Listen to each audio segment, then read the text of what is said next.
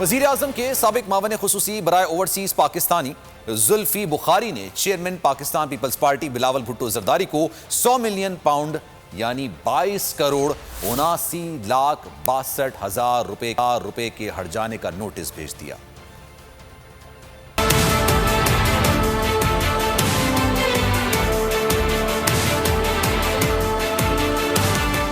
जुल्फी बुखारी का बिलावल को 100 million pound हर्जाने का नोटिस। समाजी राब्ते की वेबसाइट ट्विटर पर शेयर किए गए हर्जाने के नोटिस में जुल्फी बुखारी ने मुतालबा किया कि बिलावल भुट्टो अपने बयान पर नेशनल मीडिया पर माफ़ी मांगें।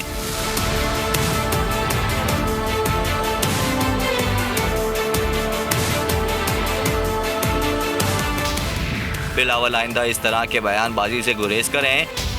बिलावल 14 दिन के अंदर माफ़ी मांगें। जुल्फी बुखारी का कहना है कि बिलावल के खिलाफ हत्या की इज्जत का दावा दायर करने का फैसला कानूनी टीम से मुशावरत के बाद किया है। बिलावल भुट्टो ने हाल में ही उनके खिलाफ गैर जिम्मेदाराना बयान दिया। गुज़िश्ता रोज बिलावल भुट्टो ने जुल्फी बुखारी के मुबैना इसराइल के दौरे से मुतालिक बयान दिया था।